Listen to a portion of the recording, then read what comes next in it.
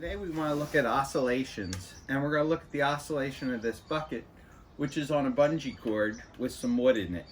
And what we want to do is we want to displace the bucket a little bit and allow it to oscillate. And we'd like to know what are the factors that determine how quickly this bucket is going to oscillate up and down. So you studied this in lab. I'd like to go over what you found in lab and tell you a little bit about why it's useful and how to do some calculations. Okay, so let's see what actually matters in terms of the oscillations on a spring. Again, this is preparation work for wave and optics and sound. We want to learn about things that repeat themselves in these kind of patterns, and I wanted to start with things you can grasp, but then we'll go to things that are a little harder to see, like sound waves and light waves. So this will be our last mechanical oscillation. We're going to deal with springs or bungee cords or rubber bands, and we're going to have something oscillating on them. In lab, I had you shoot a hover puck into the spring. I'd like to just mark off where the spring starts. That's going to be position 0. So we're going to fire our puck at the spring. We'll start collecting data as soon as it makes contact with the spring. You'll see it then oscillating back and forth, caused by the spring. And you'll notice it traces out our familiar sine curve. In this case, a sine curve with a phase shift of pi.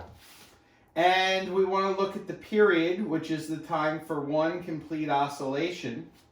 It started at 0. It got back to 0, but that's not a full period. That is only half of the curve. You gotta wait till it's heading in the same direction. So it's like right here, somewhere around 550 milliseconds. So it took about 0.55 seconds to oscillate. And we wanted to know what factors affected that. How would changing the mass, how would changing the spring, how would changing the speed or amplitude affect this result? So what we saw is that when we changed the mass, more mass gave more time. More mass took longer to oscillate. It's not a proportional graph. It's a square root graph, which means it takes 4 times the mass to make it take twice as long to oscillate. Square root. Period, mass. We then changed the spring, and we saw that stronger springs, higher spring constants, took less time. Again, it wasn't an inverse, it was inverse square root, which means 4 times the spring constant would give you half the period, half the time to oscillate. It would oscillate twice as quick. Finally, we looked at the velocity it had, and although that affected how far it oscillated, it did not affect how much time it took to oscillate.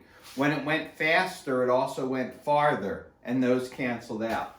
So we found that velocity and amplitude, it turns out, do not affect the period of oscillation. So we could summarize all this by putting down factors and non-factors. This oscillation is the same as what I did with my bucket. I hung a spring from the ceiling and I allowed it to oscillate up and down. It turns out that gravity, velocity, and amplitude are not factors. No matter what amplitude or speed you give it, no matter what planet you're on, it turns out that it oscillates just as quick. The oscillation is controlled by the spring, not the planet. The oscillation is also controlled by how much mass is going to be oscillating. Okay, so the factors are mass, and we saw 4 times the mass gives you 2 times the period. Takes twice as long to oscillate. We saw with spring constant,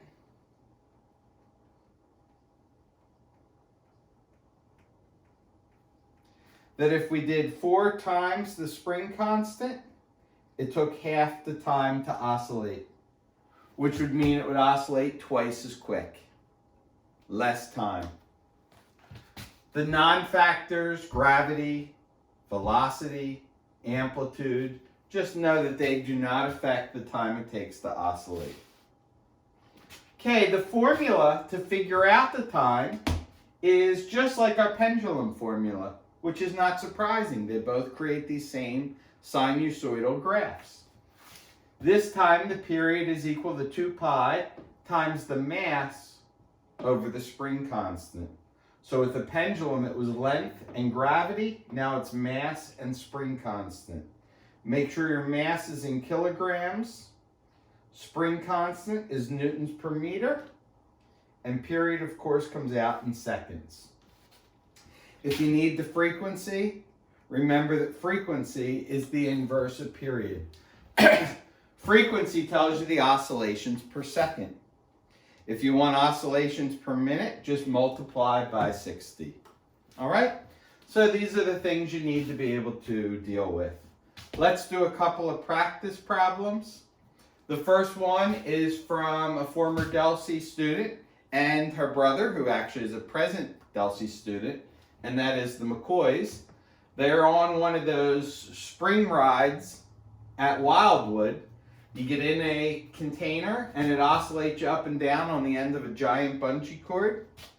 And what we're going to do is figure out how many oscillations they will make per minute.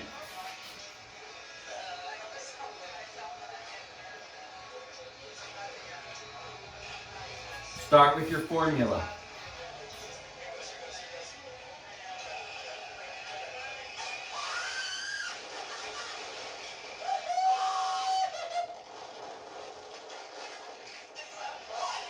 Plug in your mass and your spring constant.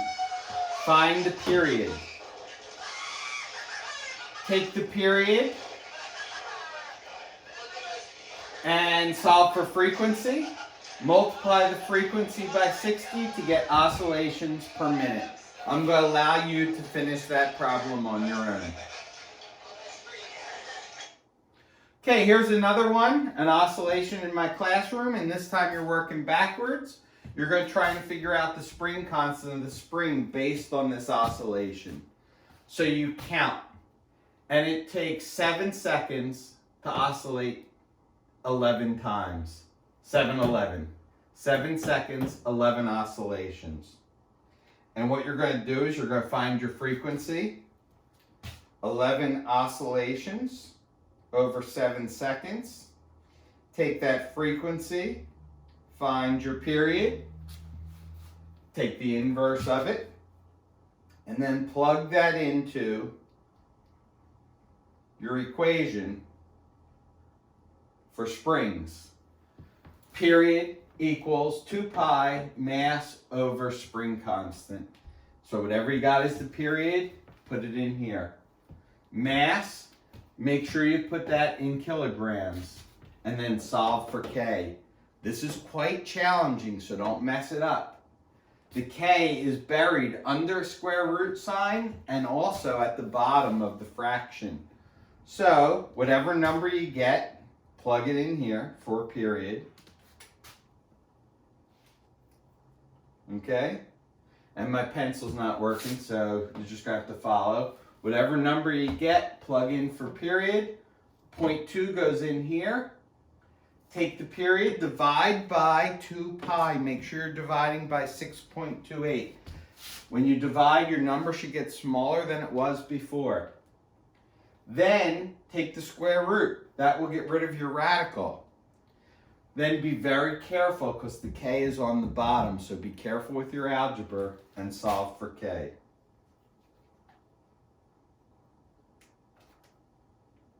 And actually, I just got my pencil back. So again, your number goes here, 2 pi, m over k. Divide by the 2 pi, your number should get smaller. So you get a new number, radical m over k. Square both sides. You get a new number, m over k. The k is on the bottom, so bring it to that side.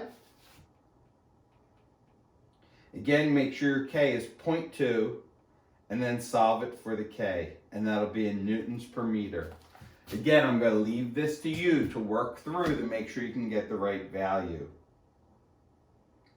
Okay? Finally, I'm going to have you guys do one on your own. You're going to time it. You're going to count oscillations. You're going to work it through just like we just did to prove to me that you understand that process and that algebra.